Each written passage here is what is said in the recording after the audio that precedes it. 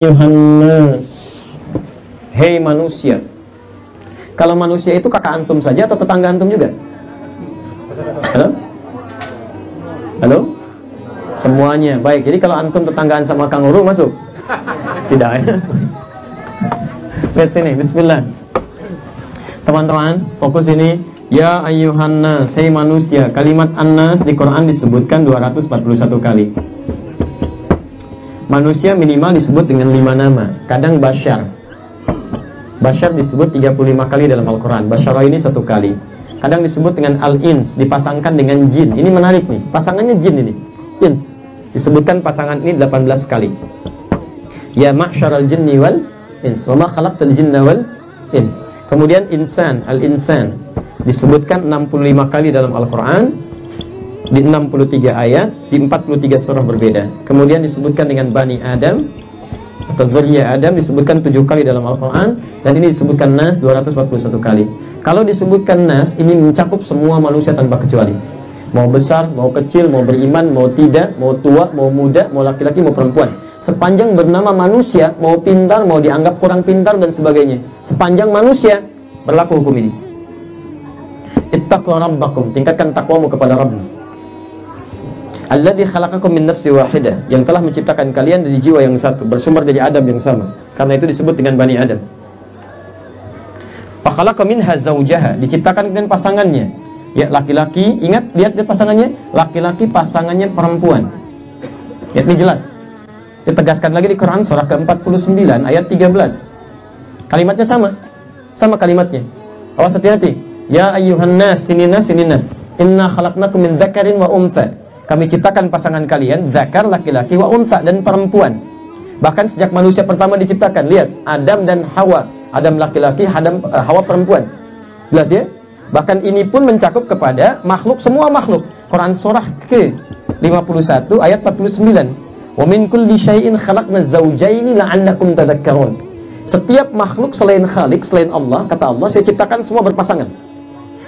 Supaya Anda bisa berpikir, membedakan antara Tuhan, Khalik dengan makhluk. Jadi kalau Allah tidak berpasangan, kalau makhluk berpasangan, pasti itu. Jelas ya? Dan pasangannya luar biasa, pasti beda itu, pasti beda. Ya, binatang, jantan plus betina. Tumbuhan, putik plus benang sari. Manusia, laki-laki, perempuan. Tidak harus punya akal. Bagi binatang, binatang tidak punya akal. Tapi ketika mencari pasangan, walaupun tidak punya akal, instingnya akan membimbing kepada lawan jenisnya. Silahkan cek. Tadi saya lewat sampai ke daerah tuh, ya, satu cukup jauh ke selatan di Lara itu ya, kalau tidak salah. Baik, kemudian kami lihat biri-biri dan sebagainya. Tapi sampai hari ini, yang jantan kalau datang syahwat ya cari betina. Saya katakan tidak ada penemuan ilmiah menyatakan bahwa jantan, ada kambing misalnya, jantan nunggu jantan lagi, betina nyari betina lagi. Sampai hari ini belum ditemukan istilah kambing homo, sapi lesbi, itu nggak ada. Silahkan cari. Ya, maka seharusnya bila yang tidak punya akal saja bisa mempraktekkan ini, maka akan lebih dahsyat sesungguhnya ini bila yang berakal pun bisa menggunakan akalnya di tempat yang benar. Makanya Quran menyebutkan ada manusia-manusia yang lebih rendah dibanding binatang. Yang tidak berakal saja tahu bagaimana mencari sesuatu yang benar, maka yang berakal sesuatu lebih daripada ini. Jelas ya? Baik, sekarang apa kaitan dengan ini? Lihat, ketika ini sudah terjadi, maka semua menyebar. Wa khalaqa minha zawjaha wa batha minhuma rijalan katsiran wa nisa. Dari pertalian ini diikat dengan pernikahan. Harus menikah. Tidak boleh hubungan sekedarnya saja. Saya kan sudah benar, beda jenis. Iya, tapi caranya salah. Diatur dengan benar, maka muncul pernikahan. Di Quran surah ke-30 ayat 21. Ini poinnya. Baik, awali dengan lamaran. Quran surah ke-4 ayat ke-4. Nanti ada ketentuan khususnya supaya tidak terlampau panjang. Kesini, setelah menikah, menyebar, belum tentu di satu daerah. Belum tentu. Bisa menyebar lebih luas lagi. Ditafsir lagi di Quran surah 49 ayat 13. Wa ja'alnakum syu'uban wa qaba'il. Kami jadikan kalian terpecah-pecah luas. Ya, ada yang tinggal satu kampung, sekampung. Kan? Masya Allah. Kan? Kemudian ada yang misalnya pindah lagi, ya, seprovinsi. Ada yang pindah lagi, satu negara, bahkan pindah negara, menyebar semuanya. Menyebar. Silahkan cari pasangan Anda, bisa didapatkan di sini. Kalau nggak ada di sini, kalau nggak ada di sini, kalau nggak ada di sini, silahkan lebih luas lagi, bebas. Boleh nikah dengan perempuan sekampung? Halo, boleh bu? Tidak, bagaimana perempuan sekampung itu banyak begitu? Tidak. Yang boleh 1, 2, 3 perempuan sekampung dinikahi, boleh, haram hukumnya. Nggak boleh. Memang menikah dengan perempuan sekampung tidak boleh. Orang nggak kebagian itu kan, antum semua. Nggak boleh, haram hukumnya. Ya, baik.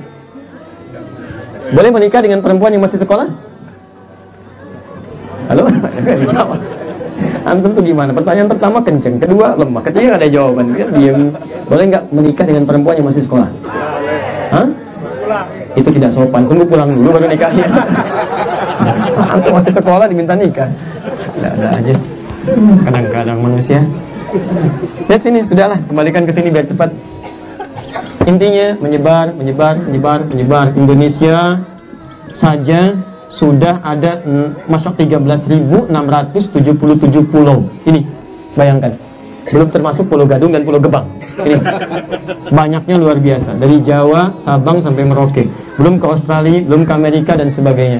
Yang paling menarik, ketika Allah menyebutkan silaturahim, Allah tidak katakan cuma saudara aja, itu keluarga di sini aja, enggak. Teruskan ayatnya. Wattaqullaha alladzi tasaaluna bihi wal arham. Bertakwalah Anda kepada Allah, karena dimanapun Anda berada, kadang sering Anda menyebut namanya.